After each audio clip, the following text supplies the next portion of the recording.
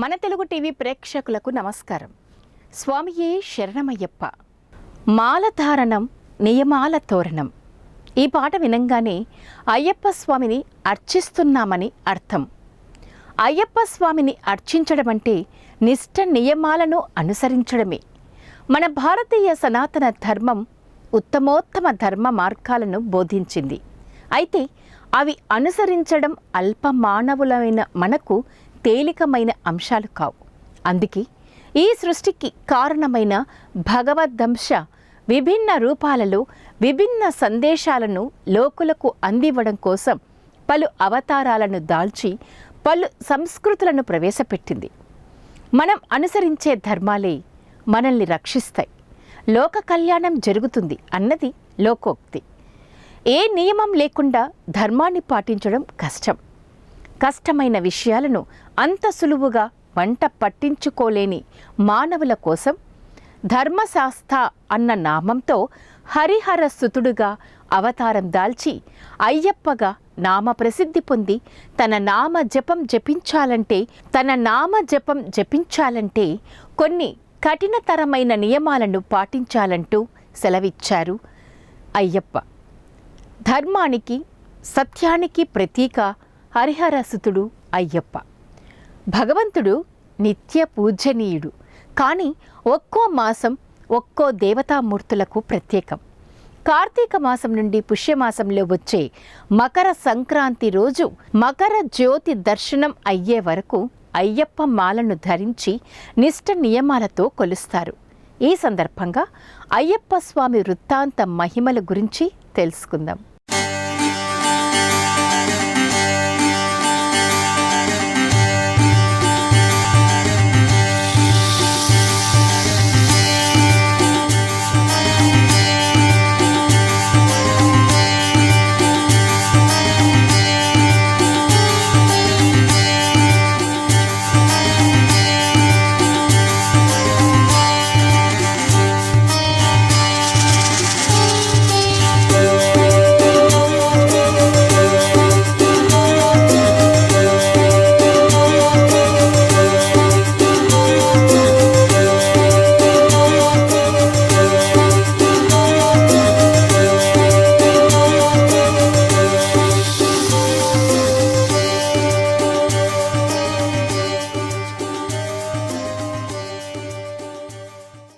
ఆంధ్ర, తమిళనాడు, కేరళ ప్రజలు అర్చించే అయ్యప్ప స్వామి స్థిర నివాసం శబరిమలై.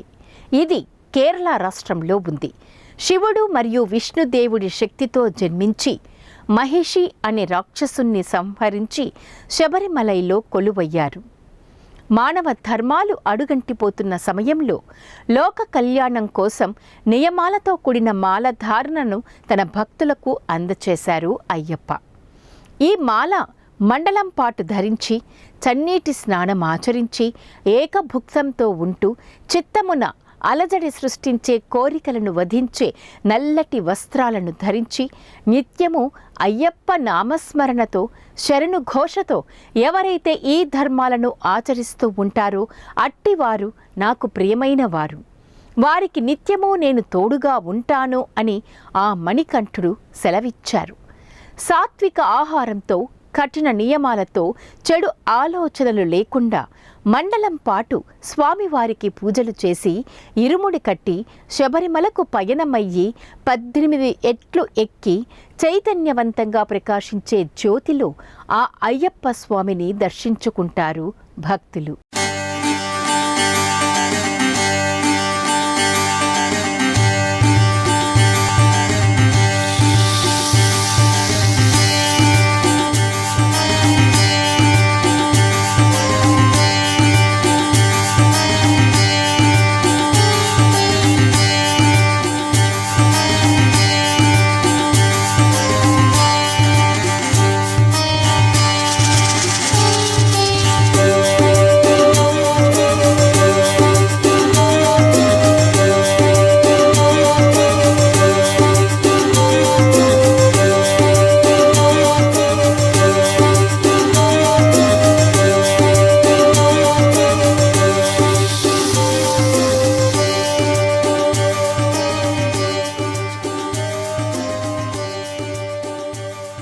శబరిగిరి అతి పవిత్రమైన పుణ్యక్షేత్రం. శబరిమలై దర్శనం సర్వపాపహరణం. సహ్యాద్రి పర్వత శ్రేణుల్లో అష్టదశగిరుల మధ్య 18 మెట్లు ఎక్కి ధర్మశాస్త్ర యోగ నిద్రలో చిన్మయ చిద్విలాసంతో దర్శనమిచ్చే ధర్మరూపం అయ్యప్ప. స్వామివారిని దర్శించాలంటే పంపా నదిని దాటి స్వామివారు కొలువై ఉన్న శిఖరాన్ని అధిరోహించాలి. ఈ క్రమంలో ఎరుమేని మార్గం ద్వారా శిరమున ఇరుముడి ధరించి పాదరక్షలు లేకుండా స్వామియే శరణమయ్యప్ప అన్న నామస్మరణం చేసుకుంటూ స్వామివారి జీవిత వృత్తాంతాన్ని తెలిపే చారిత్రాత్మక చిత్ర దృశ్యాలను వీక్షిస్తూ వెడుతూ ఉంటారు భక్తులు. జనవరి నెల 14వ తేదీ స్వామివారి జ్యోతి దర్శనంతో ఈ వ్రతం పూర్తి అవుతుంది.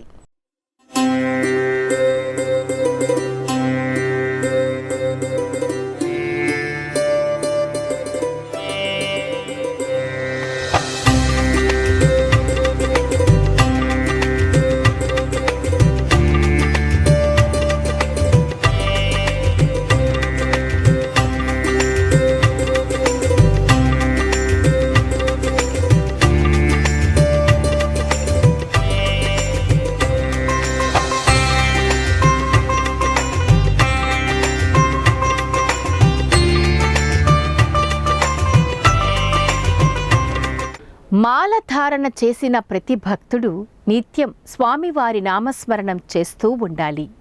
ప్రతినిత్యం జ్యోతిని వెలిగించి ఆ జ్యోతిలోనే స్వామివారి రూపాన్ని దర్శించాలి అన్నది నియమం. వీలైతే సామూహికంగా అయ్యప్ప భక్తులందరూ కలిసి గలమెత్తి స్వామియే శరణమయ్యప్ప అంటూ గానామృతంతో స్వామివారిని సేవిస్తూ ఉంటారు. అందుకే ఈ మాసాలలో ఎక్కడ చూచినా ఏ ఇంట చూచినా శరణమయ్యప్ప అంటూ జ్యోతిని వెలిగించి శరణుఘోష చేస్తారు. ఇలా చెయ్యడమంటే స్వామి, ఈప్చితార్థములతో శుష్కించిపోతున్న ఈ దేహం, మనస్సు, బుద్ధి, ఆలోచనలు కాసేపైనా నీ నామజపముతో తడిసి పవిత్రమవ్వని, నీ జ్ఞానజ్యోతిని దర్శించిన ఈ దేహం పవిత్రమవ్వని, శరణు శరణు అంటూ చేరే ప్రతి భక్తుణ్ణి పునీతుణ్ణి చేసి నీ అభయహస్తముతో ఆదరించమని కోరేదే శరణు ఘోష.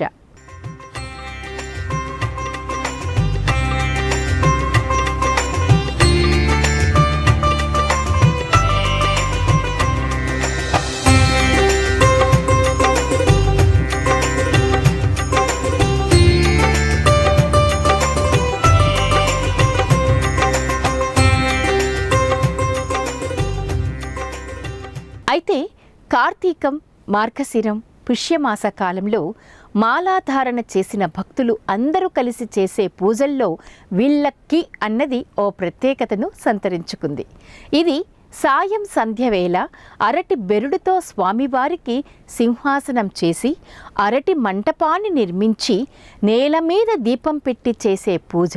మాలధారణ చేసిన భక్తులే కాకుండా సివిల్ వ్యక్తులు కూడా ఇందులో పాల్గొని అయ్యప్ప భజనలు చేసి అయ్యప్ప స్వామి పాటలు పాడుతూ చేసి భక్తి పారవశ్యంతో తరిస్తారు భక్తులు. అయితే కర్నూలు నగరంలో ఒక భక్తురాలు దాదాపు 3 దశాబ్దాలుగా ఈ కార్యక్రమాన్ని నిర్విరామంగా నిర్వహిస్తూ ఉంది. ఆ విశేషాలను యాంకర్ అర్జున్ వివరిస్తున్నారు. అదేంటో చూద్దాం.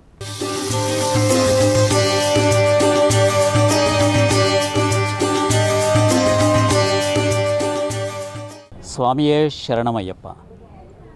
ఈరోజు కర్నూలు నగరంలోని మున్సిపల్ గ్రౌండ్స్లో అయ్యప్ప స్వామి దీప మహోత్సవ కార్యక్రమము అంగరంగ వైభవంగా జరుగుతోంది. అంటే ఈరోజు దాదాపుగా 9 గంటల నుంచి ప్రారంభమయ్యే ఈ దీప మహోత్సవ కార్యక్రమము ఇక్కడ అంగరంగ వైభవంగా జరుగుతుందని చెప్పేసి అయ్యప్ప స్వాములు ఉన్నారు, వారందరూ మాట్లాడతారు. తర్వాత ఈ అయ్యప్ప దీప మహోత్సవ కమిటీ సెక్రటరీ దివాకర్ రెడ్డి మనతో ఉన్నారు. వారిని అడిగి తెలుసుకుందాం ఈరోజు ఎటువంటి పూజా కార్యక్రమాలు ఎప్పుడు స్టార్ట్ అవుతాయి, ఎన్ని గంటలకు ఇక్కడ ఈ కార్యక్రమాలు మొదలవుతాయి అని చెప్పేసి వారి మాటలోనే మనం అడిగి తెలుసుకుందాం. దివాకర్ రెడ్డి గారు నమస్కారం అండి.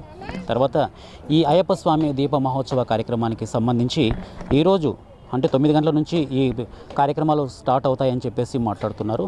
ఎటువంటి కార్యక్రమాలు మొదలవుతాయి ఇక్కడ? స్వామియే శరణం అయ్యప్ప, స్వామి శరణం అయ్యప్ప శరణం. స్వామి ఇక్కడ కేరళ స్వాములచే 46 సంవత్సరంలో నుండి జరుగుతూ ఉన్నాయి. ఇది 46 సంవత్సరము. యాక్చువల్గా అంటే నిన్న సాయంత్రం 5 గంటల నుండి స్థాపన, స్వామివారి పూజా కార్యక్రమము ప్రతిష్ట చేసి మరుసటి రోజు ఉదయము 4 గంటలకు ఇక్కడికి వచ్చి కేరళ వాళ్ళు సుమారుగా 56 మంది చండీ మేళాలతో సింగారి మేళాలతో ఇక్కడికి వచ్చి వారి ప్రతిష్ట పూజా కార్యక్రమంతో అయ్యప్ప స్వామి ప్రతిష్టా కార్యక్రమం మొదలవుతుంది ఉదయం 5 గంటలకు. తర్వాత మందిర నిర్మాణం చేసి ఏమవుతుందంటే మందిర నిర్మాణంతో పాటుగా మన సాములు కర్నూలు సాములు పడి పూజ పక్కల కడతాము.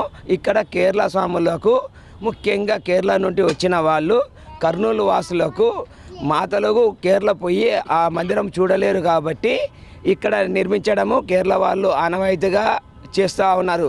మా ఫౌండరు సరోజమ్మ గారి చేతుల మీదుగా ఈ కార్యక్రమం మొదలైంది స్వామి. ఓకే, అంటే ఈరోజు దాదాపుగా 9 గంటలకు అంటే 1:30 కార్యక్రమాలు మొదలవుతాయి ఈ అయ్యప్ప దీప మహోత్సవ కార్యక్రమానికి సంబంధించి అని చెప్పేసి మాట్లాడుతున్నారు ఇక్కడ.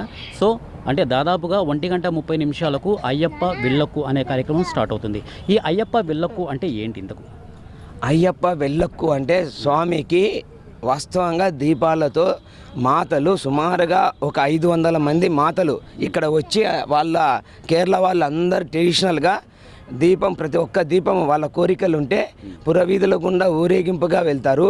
వాళ్ళతో పాటు చండీ మేళము సింగారి మేళాలతో స్వామివారి ఊరేగింపుగా పోయి తర్వాత ఇక్కడికి అందరూ వచ్చిన తర్వాత వాళ్ళ యుద్ధ ప్రదక్షిణ ఉంటుంది. వావిరారు మన అయ్యప్ప స్వామి యుద్ధ ప్రదక్షిణ, అయ్యప్ప స్వామి జననము, తర్వాత ఒక్కొక్క కార్యక్రమము సుమారుగా అంటే ప్రతిష్టాపన చేసిన తర్వాత ఇక్కడ జరిగే కార్యక్రమము వాళ్ళ ప్రదర్శనలు ఉంటాయి స్వామి. అంటే చిన్నగా ఆడుకున్నప్పటి నుండి మొత్తము జననం నుండి ఆయన ఎలా జీవించాడు, ఎలా అడవులలో తిరిగాడు, మొత్తం వాళ్ళ కథ రూపకంగా బుర్రకథ రూపకంగా ఉంటుంది.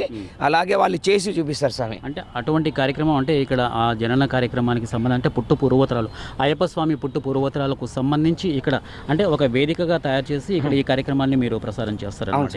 ఓకే, మొత్తము ఎన్ని గంటలకు ఇక్కడ వీక్షించవచ్చు ఈ అయ్యప్ప స్వాములు? అది సుమారుగా 12:30 గంటల నుండి 1:30 వరకు జరుగుతుంది. తర్వాత వావిరారు మన అయ్యప్ప స్వామి చిన్నప్పటి నుండి ఆడుకున్న యుద్ధ ప్రదక్షిణ, వాళ్ళు యుద్ధం చేసేది, మళ్ళీ ఫ్రెండ్స్ అయ్యేది, అవన్నీ ఇక్కడ వాళ్ళ కేరళ వాళ్ళు చూపిస్తారండి మనకు మొత్తము. అందుకనే ఇక్కడ ఉన్న కర్నూలు వాసులందరూ మొత్తం వచ్చి సుమారుగా అంటే ఈరోజు వాళ్ళ చేతుల మీదుగా మన శేఖర్ రెడ్డి చేతుల మీదుగా కూడా అన్నప్రసాదం సుమారుగా 5,000 మందికి అన్నప్రసాద కార్యక్రమం జరిగింది. స్వాములకు 1,500-1,600 మంది దాకా ఇక్కడే భిక్ష చేయడం జరిగింది. తర్వాత ముఖ్యంగా చెప్పాలంటే దీప మహోత్సవ కార్యక్రమంలో మొదటి పార్ట్ ఏమనంటే మన అయ్యప్పలు ఎలా ఉంటారు కానీ అక్కడ జరిగే ట్రెడిషనల్ మన ఇక్కడ ఈ మాతలకు తెలియదు. అట్లాంటి మాతలకు అయ్యప్ప గుడి ఎలా ఉంది, ఎలా నిర్మాణము చేశారు, ఎలా అక్కడ దర్శనం చేసుకుంటారు, ఎలా మనము అయ్యప్ప స్వామిని మన దీక్షలో పాల్గొంటున్నారు అని అవకాశంగా మాతలకు కూడా వాళ్ళు కేరళ వాళ్ళు మనకు ట్రెడిషనల్ కొన్ని వాళ్ళ ట్రెడిషనల్ అన్నీ ఇక్కడ ప్రదర్శించడం జరుగుతుంది స్వామి. సో అంటే దాదాపుగా ఇంకా ఈ 1:30 గంటల నుంచి తర్వాత 5:30 వరకు జరిగే ఈ మధ్య కార్యక్రమాల్లో తర్వాత ప్రముఖంగా చెప్పుకొచ్చేది ఏంటంటే ఈ అగ్నిగుండ హోమంకి సంబంధించి స్వాములు అగ్నిగుండం ద్వారా వెళ్తారు అని చెప్పేసి ఒక వార్తగా మనకి ఇక్కడ వినపడుతుంది. ఈ అంశం పైన అంటే అగ్నిగుండ హోమంకి సంబంధించి స్వాములు వెళ్ళడానికి గల కారణాలు ఏంటి, అది ఎప్పుడు ఏ టైంలో ఇక్కడ నిర్వహిస్తారు స్వామి? ముఖ్యంగా అంతకంటే ముందు కత్తులతో యుద్ధ ప్రదర్శనలు కూడా ఉన్నాయి స్వామి. యాక్చువల్గా మన ఈ జన్మ వృత్తాంతం అయిన తర్వాత యుద్ధ ప్రదర్శనలు కూడా కత్తులతో మనకి ఇక్కడ అంతా వాళ్ళు ప్రదర్శన రూపకంగా మనకు చేయడం జరుగుతుంది స్వామి. రాత్రి 1 గంటకు 1:30 తర్వాత వారి మొత్తం ప్రోగ్రామ్ అంతా ఒక సిస్టంగా వెళ్ళిపోతుంది స్వామి. అదైన తర్వాత లాస్ట్లో హోమగుండానికి మనము వెళ్తారు స్వామి. వాళ్ళు వెళ్ళి మొత్తం అయ్యప్పకు మనం అనుకున్న కోరికలు కూడా ఎలా ఇక్కడ పైలేకి వచ్చి చెప్పడము, అయ్యప్ప మనకు దివెన్లు వాళ్ళ కాగడాలతో మొత్తం కాల్చుకోవడము ఇవన్నీ ఉన్నాయి సార్. సో అంటే ఈ విధంగా అడుగుతున్నాను. ఇంకొకటి ఏంటంటే ఈ అయ్యప్ప వృత్తాంతానికి సంబంధించి ఈ హోమగుండం నిర్వహిస్తున్నారు భక్తులు. సో ఈ ప్రధానమైనటువంటి కారణం ఏమై ఉంటుంది? అయ్యప్ప స్వామి చరిత్రలో ఇదొక మహోన్నత ఘట్టం. ఈ అగ్నిగుండ హోమంలో భక్తులు వస్తారు. సో భక్తులు ఆ విధంగా చేయడానికి గల కారణాలు ఏంటి? ఏమన్నా ఉన్నాయా? అంటే అయ్యప్ప స్వామి గారు ఏమన్నా దీనికి సంబంధించి ఏమన్నా చెప్పారా? ఇది వృత్తాంతము ఆయన కథలో ఏమన్నా ఇది ప్రముఖంగా వినిపించవచ్చు స్వామి. ఎందుకంటే చాలా మంది మాతలు ఈ దీప మహోత్సవంలో పాల్గొన్న తర్వాత పిల్లలు కావడము, ఇంట్లో సమస్యలు తీరడము, అంతేకాకుండా పెళ్లి కాని అమ్మాయిలు పట్టుకుంటే పెళ్లి కావడము, ఇట్లాంటివి చెప్పుకొని ఫస్ట్ స్టార్టింగ్ అంబారితో కూడా ఊరేగింపు కార్యక్రమం పెడితే కనీసం అంటే అప్పుడు ఒక 100 మందితో స్టార్ట్ అయినది ఇప్పుడు 500-600 మంది పురవీధుల గుండా దీప మహోత్సవ కార్యక్రమం జరుగుతుంది స్వామి.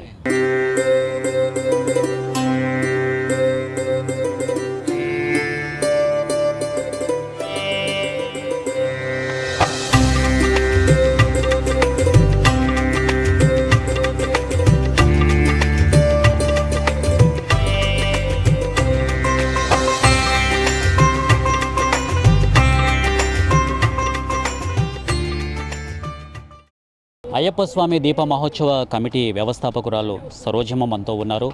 ఇక్కడ ఈ మున్సిపల్ గ్రౌండ్స్లో ఈ అయ్యప్ప స్వామి దీప మహోత్సవ కార్యక్రమానికి సంబంధించి ఎటువంటి కార్యక్రమాలు కొనసాగుతున్నాయి, అదేవిధంగా అయ్యప్ప స్వామి జన్మ వృత్తాంతం గురించి కూడా తెలిసిన వరకు ఏ మేర అయితే తెలుసో అమ్మగారికి ఆ వివరాలన్నీ ఆమె మాటల్లోనే మనం చెప్పించుకుందాము. సో ఈ అయ్యప్ప స్వామి దీప మహోత్సవ కార్యక్రమానికి సంబంధించినటువంటి విశిష్టమైన మహోన్నతమైనటువంటి ఇక్కడ ఈ ప్రారంభోత్సవ కార్యక్రమాలు జరుగుతున్నాయి.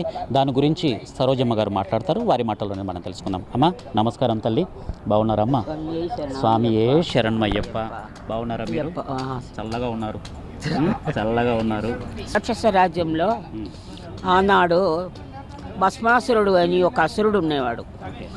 ఆ అసురుడు శివునికి తపస్సు చేసి ఆయన దగ్గర వరం పొందినారు. ఏమని? నాకు రాత్రి పగలు కానీ ఆడ మగ కానీ దేవుళ్ళతో కానీ ఎవరితో నాకు మరణం అనేది ఉండకూడదు అని శివునితో వరం అడిగినారు. శివుడు వరం ఇచ్చినాడు. ఆయన పోయి ఒక చోట తపస్సు కూర్చున్నారు. తపస్సు కూర్చున్న తర్వాత తపస్సు కూర్చోవడం కాదు, ఆయన 14 లోకాన్ని ఆయన చేతిలో ఇది చేస్తున్నారు, ఉపద్రవిస్తున్నారు. 14 లోకాన్ని ఉపద్రవిస్తున్నారు. అప్పుడు దేవతలు, మహర్షులు, సన్యాసులు అందరూ పోయి శివుణ్ణి వేడుకుంటారు. అయ్యా, భస్మాసురుడు ఒక ఉపద్రవం మేము సహించలేకుంటున్నాను, మేము ఎలాంటి పూజలు చేసుకోలేము, ఎలాంటి వ్రతాలు చేసుకోలేము, దీనికి పరిహారం ఏమిటి అని అడుగుతారు. అడిగితే నేను ఇచ్చిన వరాన్ని నేను తిరిగి తీసుకోలేను, కాబట్టి మీరు మహావిష్ణువు దగ్గరికి వెళ్ళండి అంటారు. అప్పుడు వీళ్ళంతా కలిసి మహావిష్ణువు దగ్గరికి వెళ్తారు. మహావిష్ణువు దగ్గరికి వెళ్ళినప్పుడు మహావిష్ణువు ఏం మీరు అంటే ఇదే చెప్తారు. మహావిష్ణువు కూడా సరే మీరు వెళ్ళిపోండి, నేను దీనికి ఒక దారి చూపిస్తాము అని వాళ్ళకు మాట ఇచ్చినారు. ఇచ్చిన తర్వాత శివుడితో ఆలోచించుకొని ఇంకా దీనికి ఏం మార్గం, భస్మాసురుడు సావు లేదు కదా, తపస్సు చేసుకున్నట్టు అట్లా కూర్చున్నారు. అట్లా మహావిష్ణు ఒక స్త్రీ అవతారం, మోహిని అవతారం అని భూమిలోకి వచ్చి ఆయన అందచందాలతో భస్మాసురుణ్ణి ఆయన మోహంలో పడేస్తారు ఆయన్ని. అప్పుడు ఆయనకి వరం ఇచ్చినప్పుడు ఏమన్నారు, నిన్ను నువ్వు నీ బొట్టున వేలితో ముట్టుకున్నప్పుడే నీకు సావు, అంతవరకు సావు లేదు అన్నాడు. ఈ మోహినిని చూసి ఇష్టపడి ఆమె కావాలని కోరుతాడు. ఆమె ఏం కోరుతాంటే నేను డాన్స్ చేస్తాను, నాతో పాటు నువ్వు చేసి నాకు సరిపోయిందంటే నిన్ను చేసుకుంటాను. అప్పుడు డాన్స్ చేస్తూ చేస్తూ చేస్తూ ఇట్లా పెట్టిస్తారు. ఆ పెట్టేయడంలో భస్మాసుడు చనిపోయినారు. చనిపోయి ఈ మోహిని ఏం చేస్తారంటే కైలాసానికి వెళ్తారు. కైలాసానికి ఎత్తి శివుడిని పిలుస్తారు. నేను భస్మాసురుడు అయిపోయింది అంటే శివుడు భయపడతారు. నేను ఇచ్చిన వరాన్ని ఎట్లా అయిపోతుంది?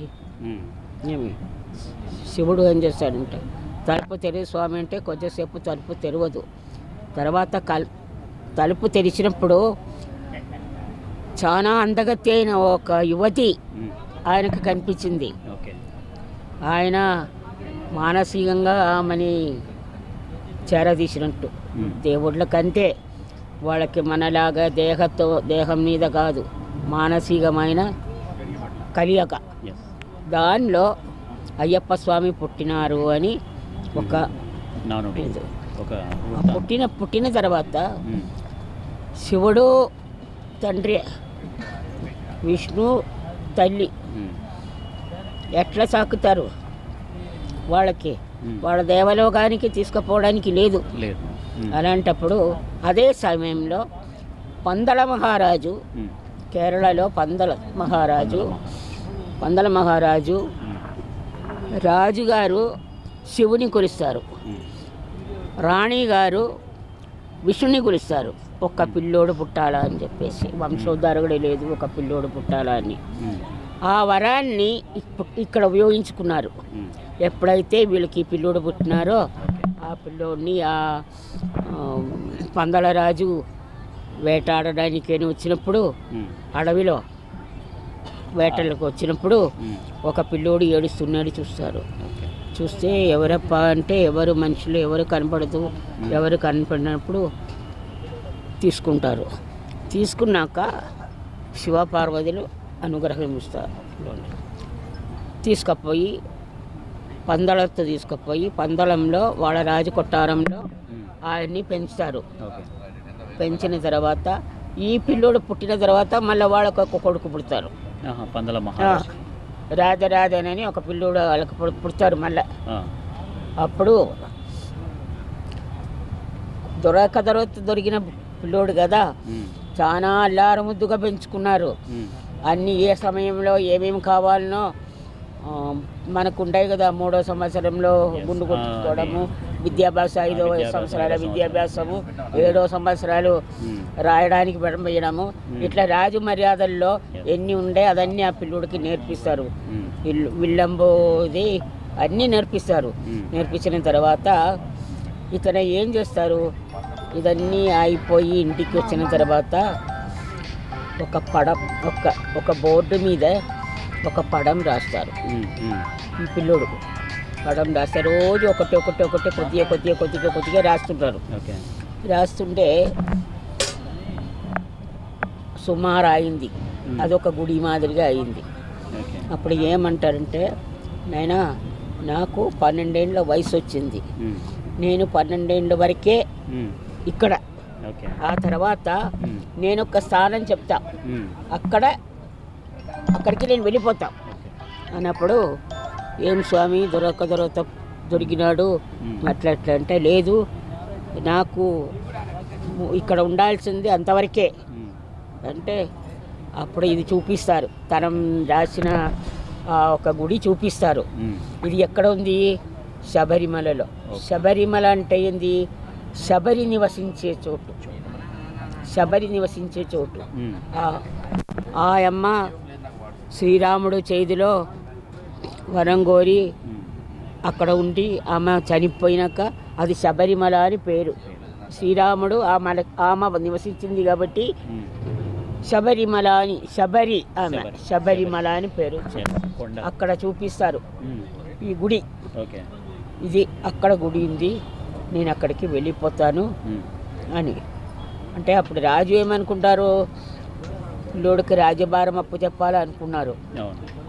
నేను రాజభారం ఏలను, నేను ఇక్కడ ఉంటాను అని చెప్పేస్తారు.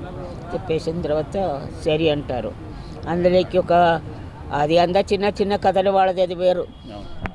అక్కడికి పోవాలని నిశ్చయించుకుంటారు. ఆ టైంలో పందలం నుంచి శబరిమలకి పోవాలి కదా, అప్పుడు అంతా అడవి, భోజనానికి కానీ తినడానికి కానీ ఏం దొరకలేని సమయం. అప్పుడు ఈ రాణి ఏం చేస్తారంటే, తిండి వస్తువులు కొన్ని వాళ్ళకు అవసరమైన వస్తువులన్నీ 2 మూట కట్టుకొని కావడిలాగా పెట్టించి పంపిస్తారు. అదే మనకి ఈరోజు ఇరుముడి. అదే మనకి ఇరుముడి. అట్లా ఏర్పాటు చేసి ఈయన అక్కడ పోయి స్థిరపడతారు శబరిమలలో. శబరిమల ఆ, అప్పుడు ఏ సంవత్సరంలో మణికంఠుడు అది శబరిమలలో స్థిర నివాసం ఏర్పరచుకున్నారు? అది అది తెలియదు. ఉమ్. 500-600 సంవత్సరాలు ముందు అని మాత్రం తెలుసు. మాత్రం తెలుసు. తెలుసు ఉమ్, ఉమ్. ఆ కాలం రాజులు లేదు, రాజుల కాలం వెళ్ళిపోయింది. వెళ్ళిపోయింది. శక్తందంబరంతో రాజుల కాలం వెళ్ళిపోయింది. Yes. ఆ తర్వాత బ్రిటిష్ వాళ్ళు వచ్చినారు. ఉమ్. కాబట్టి అది ఫలానా సంవత్సరం ఫలానా ఇదేని చెప్పలేం. చెప్పలేదు. 600 సంవత్సరాల కిందట జరిగినటువంటి అందు మాత్రమే చెప్పగలుగుతాను. అట్లా మనకి శబరిమలలో అయ్యప్ప స్వామి ఉన్నారు అనేది అది కేరళ వాళ్ళకు మాత్రమే తెలుసు. తెలుసు. అప్పటి వరకు ఉమ్. నేను పుట్టినప్పుడు ఆ.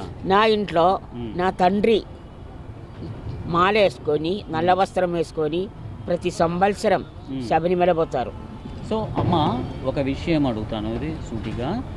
ఇప్పుడు అయ్యప్ప స్వామి మాలలు ధరిస్తున్నారు. అయ్యప్ప మాలలు ఎందుకు వేసుకోవాల్సిన పరిస్థితి వచ్చింది? అది ఎప్పటి నుంచి మనకు అంటే మన ఇంట్లో వాళ్ళు చెప్తా అంటారు, ఈ అయ్యప్ప స్వామి మాలలు వేసుకుంటుంటారు కదా, సో ఎందుకు స్వాములు అయ్యప్ప మాలను ధరించాల్సి వచ్చింది? సో ఆ అయ్యప్ప మాలను ధరిస్తే ఎటువంటి మనకు మంచి జరుగుతుందా, చెడు జరుగుతుందా, ఏంటి మొన్న చెడుని తీసేస్తుందా? ఇవన్నీ ఎప్పుడు జరిగాయి మనకంటే ఎప్పటి నుంచి స్టార్ట్ అయింది అయ్యప్ప స్వామి మాలలు వేయడం? అయ్యప్ప స్వామిని గురించి చెప్పాలంటే మన కోరికలన్నీ తీర్చాలంటే ఆయన తీర్చడం కాదు. ఏమి నువ్వెంత స్వామిని నమ్ముకొని ఉన్నామో నీకు అభయహస్తం ఇస్తారు. అంతేగాని నాకు అంత డబ్బు కావాలా, ఇంత బంగారు కావాలా, అంత ఇల్లు కావాలంటే ఆయన దగ్గర దొరకదు. నీ మనస్సు ఎంత క్లియర్గా పెట్టుకొని నువ్వెంత నన్ను కొలుస్తున్నావో నీకు అభయహస్తం ఇస్తాను. ఏమి నువ్వు కింద పడబోతుండే పడకుండా నేను నిలబెట్టగలుగుతాను. నువ్వు పని చేయకుండా తింటానంటే కుదరదు. మానవుడు చేయాల్సింది మానవుడు చేయాల, దేవుడు చేయాల్సింది దేవుడు చేయాల. అట్లే మా ఇంట్లో నేను నా 5 ఏళ్ల వయసు నుంచి నా ఇంట్లో ఈ అయ్యప్ప విளக்கு ఆనాడు ఒక 1000 రూపాయలు ఉండే కేరళలో ఒక అయ్యప్ప విளக்கு జరుగుతాయి. ఈరోజు 4 లక్షలు పెడుతున్నాం మేము. చిన్నప్పటి నుంచి చూసినాం. ఇది ఒక అవగాహన నాకుంది ఈ విளக்கு ఎట్లా జరుగుతుంది. యాక్చువల్గా అమ్మ విళ్ళక్కు అంటే అయ్యప్ప విళ్ళక్కు అంటే దానికి అర్థం ఏంటి?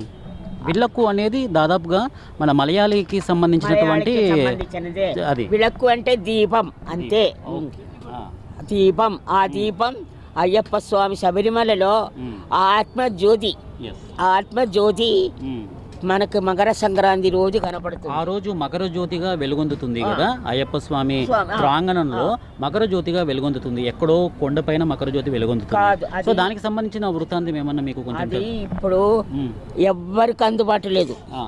ఆ మకర జ్యోతి ఎక్కడ నుంచి వస్తుంది అనేది ఎవ్వరికి తెలియదు. ఈ రోజు వరకు కూడా ఎవ్వరికి తెలియదు. కానీ మనుషులు అంటారు లేదు, అక్కడ అడవిలో ఎవరో దీపం పెట్టి వెలిగిస్తున్నారు, చూపిస్తున్నారు. లేదు, ఏమి అది మన ఆత్మకి తెలియాల. కానీ ఒక్కటి, నేను శబరిమల పోయినాను 3 సార్లు. మొట్టమొదట చిన్నగా ఇట్లా చూపిస్తాను, ఆ తర్వాత 2వ ఇంకా కొంచెం, 3వసారి కొంచెం పెద్దగా. కాగడైతే ఎట్లా చూపిస్తారు? కాగడైతే ఎట్లా చూపిస్తారు? ఏమి ఆత్మజ్యోతి. అది మన నమ్మకం మీద ఉంటుంది. నువ్వు నమ్మితే నమ్ము, లేకపోతే వదిలేయి. నమ్మకం మీద ఆధారపడింది అది, అంతే. అదే కేరళలో ఒకరి నుంచి వచ్చి ఆ కాలంలో అడవిలో దారి బాట లేదు. శబరిమలకి పోవాలంటే కత్తి కడారా ముళ్ళు గుచ్చితే తీయడానికి ఉండేదితో సహా తీసుకుపోవాలా. వంట సామానాలు, తిండి వస్తువులు అన్నీ ఇంత ఉండదు. ఒక్కొక్క ఇరుముడి 2 పక్కన ఒక్కొక్కటి ఇంత ఉండదు. మోసుకొని పోయి అడవి బాటన చెట్లు కొట్టి నరికి బాట చేసుకొని పైకి పోయి, అప్పుడు ఈరోజు శబరిమల కాదు అక్కడ, అప్పుడు ఉత్త రాయి 18 మెట్లు, దాని మీద ఒక అయ్యప్ప విగ్రహం, ఒక చిన్న గుడి. అక్కడ ఫెసిలిటీ లేదు అప్పుడు ఆ టైంలో. లేదు, అడవి కదా, అడవి. దాంట్లో అన్ని రకాల మృగాలు. కానీ అప్పుడు కూడా మా నాయన చెప్తారు, ఎదురుగా పులి వస్తే స్వామియే శరణమయ్యప్ప అంటే అట్లే తిరిగిపోతారంట.